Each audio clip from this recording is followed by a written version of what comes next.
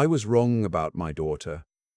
That's the hardest thing I've ever had to write down, and I've been sitting at this kitchen table for 20 minutes trying to figure out how to start. But that's the truth, and the truth is where this has to begin. Her name is Adrian. She's 43 years old. She has her mother's eyes and her mother's laugh, and for most of her life, I thought she had her mother's heart too. I was wrong about that. I was wrong about a lot of things. My name is Walter. I'm 68 years old. I spent 31 years building a small commercial real estate business in Raleigh, North Carolina. Nothing flashy. We handled office leases, small retail properties, a few warehouses on the edge of town. It wasn't the kind of company that made headlines, but it was mine. I built it from a single desk in a rented room above a dry cleaner on Hillsborough Street, and by the time I was thinking about stepping back, it was worth just over $2 million. Maybe more, depending on the market. My wife Carol passed away 6 years ago. Ovarian cancer. She was gone 11 months after the diagnosis, which the doctors called fast and I called cruel. After she died, Adrian became the center of my world. She and her husband, a man named Troy, and their 2 kids. My grandchildren. I reorganized my whole life around them. Sunday dinners, holiday weekends. I watched those kids at least 2 afternoons a week so Adrian and Troy could have time to themselves. I thought that's what you did. You showed up. You made yourself useful. You gave people reasons to keep you close. What I didn't understand was that some people don't need a reason to keep you close. They need a reason to push you out. It started, as far as I can tell now, about 18 months before everything fell apart. I'd been having some health issues, nothing dramatic. My doctor called it generalized fatigue and some mild cognitive dips, the kind of thing that happens when you're in your late 60s and you've been under stress for years. I was forgetful sometimes. I'd lose a word mid-sentence. I'd walk into a room and forget why. It scared me more than I admitted to anyone. Adrian noticed. She started coming by the house more often, cooking for me, bringing the kids. Being, in every way I could measure, a devoted daughter. She suggested I see a specialist. She offered to drive me to appointments. She set up a shared calendar so we could coordinate my schedule with hers. At the time, I thought, this is what grief looks like when it finally turns into something useful. She'd lost her mother. Now she was making sure she didn't lose me too. I told my estate attorney, a man named Clifton Briggs who I'd worked with for 15 years, that I wanted to update my documents. I wanted to Adrian as the primary beneficiary of everything. The business, the house on Fenwick Drive, the investment accounts, all of it. Clifton scheduled an appointment for the 2nd Tuesday of March. What I didn't know was that Adrian had already made some changes. The woman who cleaned my house 3 times a week was named Evelyn. She'd worked for me for 9 years, since just after Carol died. She was quiet, efficient, almost invisible in the way that people become when they've been in your house long enough to know where everything belongs. Her daughter had cerebral palsy and needed consistent care. I'd helped once, years ago, when the medical bills got overwhelming. I wrote a check for $8,000 and told her not to mention it again. She never did. But I think she remembered. About 3 weeks before the appointment with Clifton, Evelyn started watching me in a way I couldn't quite name. I'd catch her pausing at the doorway when Adrian was talking to me, standing still when she should have been moving, looking at the counter after Adrian set down a cup of tea and left the room. I didn't put it together. I'm not sure I wanted to. The Tuesday morning of the appointment, I woke up feeling worse than usual. Heavy, slow, like my thoughts were coming through wet concrete. I told myself it was nerves. The appointment wasn't until 2 in the afternoon. So I sat at the kitchen table in my bathrobe and drank water and tried to clear my head. Adrian arrived at 11. She was bright and efficient the way she always was when she was in organizational mode. She'd brought lunch, sandwiches from a place I liked on Oberlin Road. She set everything out on the table, poured me a glass of iced tea and said, "Dad, eat something. You'll feel better." I reached for the glass. Evelyn came around the corner from the hallway. She was carrying a folded dish towel which she dropped. When she bent to pick it up, she straightened slightly so her face was level with mine, and in a voice so quiet I almost didn't catch it, she said, "Don't drink that. Please. Not today." She stood up and walked back toward the laundry room without looking at Adrian.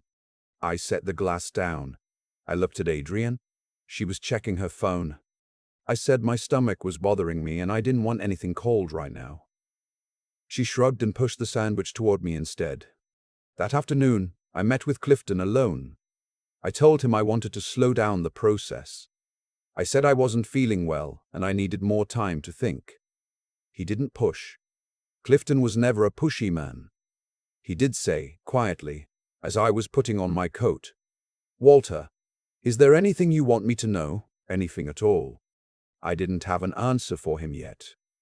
But something had already started moving inside me. Slow and cold, like ice shifting in a river in early spring. That evening, after Adrian left, I found Evelyn in the kitchen loading the dishwasher. I said, "Tell me." She stopped. She kept her back to me for a long moment. Then she turned around, and I saw that she'd been crying or had been trying not to.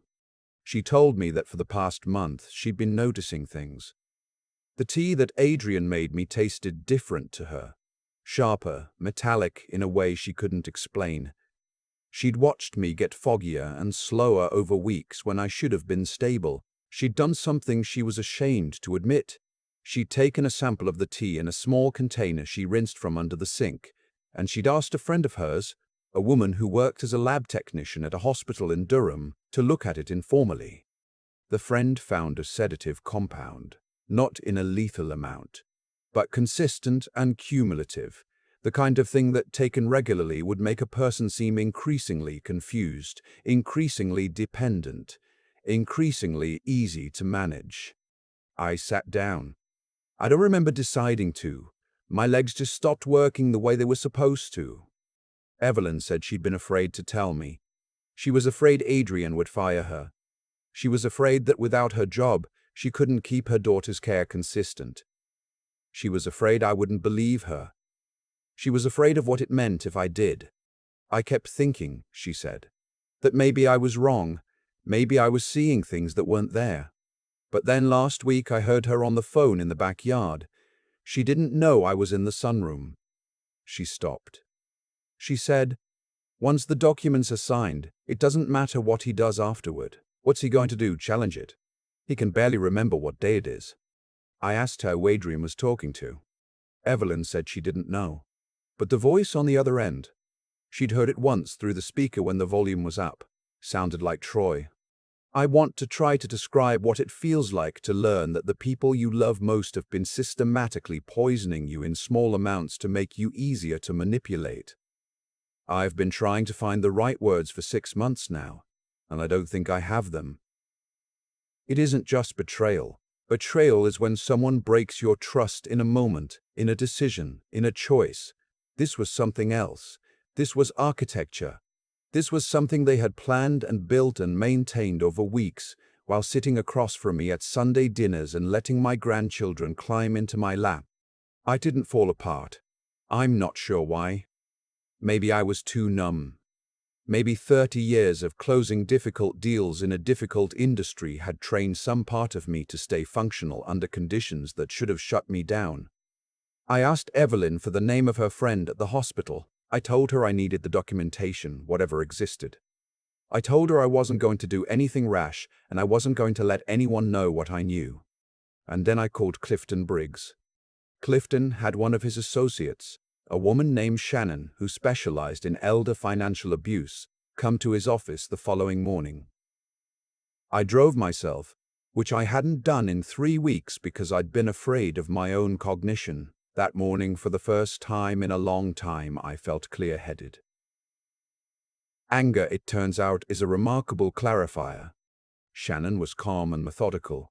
She asked me to walk her through everything, the estate planning timeline, Adrian's involvement, the changes in my health, what Evelyn had told me. When I finished, she said, "Mr. Destra, Walter, this is more common than most people realize, and I want you to understand that what has happened to you is not your fault. It also happens to be a crime in the state of North Carolina. She recommended I do 3 things. Stop consuming anything prepared by Adrian immediately, see my own physician that same day for blood work, and authorize Clifton's office to conduct a full audit of any documents that had passed through Adrian's hands. The blood work showed traces of a benzodiazepine compound. My doctor, who'd known me for 12 years, sat very still when he read the results. He said, "Walter, we need to file a report." The audit was worse. Clifton discovered that 8 months earlier, a document had been filed with the county recorder's office adding Adrian and Troy as joint tenants to the deed of my home on Fenwick Drive. The document bore what appeared to be my signature. Clifton had the signature analyzed by a forensic specialist. It was a forgery. There was also a modified beneficiary designation on one of my investment accounts that I had no memory of signing because I hadn't. It had been submitted through a form that required only a notarized signature, and the notary, a man who worked part-time at a UPS store in Carey, later admitted under questioning that he had not witnessed the signing directly and had accepted the document from a woman who matched Adrian's description. I had not seen any of this. I had been, by design, too foggy to look. The district attorney's office took the case seriously. The detective assigned to it was a woman named Holloway, and she was methodical in a way that gave me confidence. She interviewed Evelyn. She pulled phone records. She spoke to the notary. She built a timeline that was, in her words, one of the cleaner financial elder abuse cases I've seen in terms of documentation. Adrian and Troy were arrested on a Wednesday morning in late May. I know this because I was sitting in Clifton's office when Shannon called to tell me. I looked out the window at the parking lot, and I watched a man load groceries into his car, and I thought about Carol. I thought about what she would have made of all this. I thought she would have said something sharp and wise that I would have needed to hear. I thought she would have cried later, alone, somewhere I couldn't see her. I didn't go to the courthouse when the arrest happened. I didn't feel triumphant. I felt gutted and steady at the same time, which is a combination I didn't know was possible until that morning. The case went to trial 7 months later. Adrian's attorney argued that she had been acting in my best interest, that she was concerned about my cognitive decline, that the document changes reflected her honest belief that she was protecting the estate. Troy's attorney said Troy had minimal involvement and had deferred to his wife in all estate matters. The jury did not find this persuasive. Both were convicted. Adrian on charges of elder financial abuse, forgery, and administering a controlled substance without consent. Troy on 2 of the 3. The sentencing came 6 weeks after the verdict. Adrian received 30 months. Troy received 18. The judge, when she delivered the sentence, said something I've thought about many times since. She said, "The particular cruelty of crimes against the elderly is that they exploit the very love that makes a person vulnerable." I sold the house on Fenwick Drive. I couldn't stay there. Too many years of good memory had been contaminated, and I didn't have the emotional energy to try to sort through which ones to keep. I bought a smaller place in Carrborough, near the university, near coffee shops and a good used bookstore and a park where I walk every morning with more steadiness than I had this time last year. Evelyn no longer works for me, not because anything changed between us, but because I made sure she didn't need to. Before I sold the Fenwick house, I sat down with Clifton and we structured a financial gift, the kind that, according to Shannon, was fully legal and documented to protect us both. It covered 3 years of her daughter's specialized care and left something in reserve. I also wrote Evelyn a letter, not a thank you note. A real letter, 4 pages handwritten. I told her that what she did required a kind of courage that most people never have to find, and that the world had not given her nearly enough credit for being the kind of person she was. She wrote back. 1 paragraph. She said she hoped I found some peace. She said Carol would have been proud of me. I read that line about 6 times. My grandchildren. Adrian's kids, ages 9 and 11, are now living with Adrian's younger brother and his wife, while their parents serve their sentences. I see them on the 2nd and 4th Saturday of every month. We go to the Science Museum or the farmer's market or sometimes just to the park with sandwiches. They don't fully understand what happened. I don't try to explain it. I just show up. I think that's what they need most right now. Someone who shows up.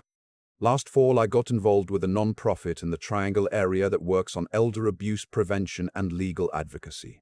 They needed someone who understood both the financial and emotional dimensions of the issue, and I had, against my will, become something of an expert. I sit on their advisory board now. I speak occasionally at community events and at continuing education seminars for financial advisors and estate attorneys. I tell people what happened to me not because I want sympathy, but because the statistics on elder financial abuse in this country are staggering, and most people think it only happens to strangers. It doesn't. It happens in houses like mine. It happens over Sunday dinners and cups of iced tea and small acts of apparent kindness that are, underneath, something else entirely. I'm 68 years old. I have a small house with a good porch and a park within walking distance and a used bookstore where they know my name. I have 2 grandchildren who call me on Saturday mornings before I pick them up because they can't wait. I have Clifton, who has become something closer to a friend than a professional contact in all of this. I have the memory of a quiet woman who folded a dish towel and dropped it on purpose and saved my life with a whisper. I was wrong about my daughter. That's true, and it's a grief I'll carry for the rest of my life. But I was right about something too. I was right that the world has more Evelyns in it than Adrians. I was right that justice, slow and imperfect as it is, still moves. I was right that it is possible to lose almost everything you thought you were building toward and still find in the rubble something worth getting up for in the morning. That's not nothing. Some days it's everything. I've thought a lot about what made all of this possible. Not the crime, but the unraveling of it. And what I keep coming back to isn't the courtroom, or the forensic report, or even the moment Clifton laid the forged deed on the table in front of me. What I keep coming back to is Evelyn standing in my kitchen holding a folded dish towel, deciding in the space of 2 or 3 seconds to do the right thing when every practical reason in her life told her not to. That's not a small thing. That's everything. There's a version of this story where Evelyn stays quiet, where she keeps her head down, keeps her job, keeps her daughter's care funded, and tells herself it's not her place. Most people would understand that choice. Most people would understand that choice. Most people wouldn't blame her, but she didn't make that choice, and I think about why. I don't think it was because she owed me. I helped her once, years ago. But a person doesn't risk their livelihood over an old debt. I think she did it because she was, at the core of her, someone who couldn't watch a wrong thing happen and pretend she hadn't seen it. That's a kind of moral foundation that doesn't come from circumstance. It comes from inside. You either have it or you don't. And the hard truth is that it's rarer than we'd like to believe. Adrian had every advantage I could give a child. Good schools, a stable home, parents who showed up. And somewhere along the way she decided that what she could earn through patience and love was less interesting than what she could take through calculation. I'm not saying that to condemn her.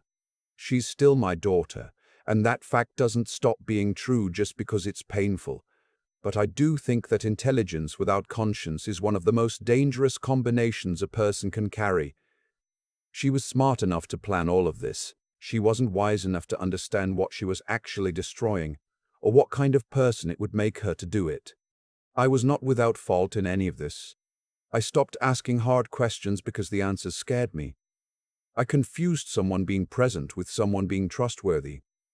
I let my grief over Carol make me hungry for closeness in a way that made me easy to manage. That's not self-pity. It's just accurate.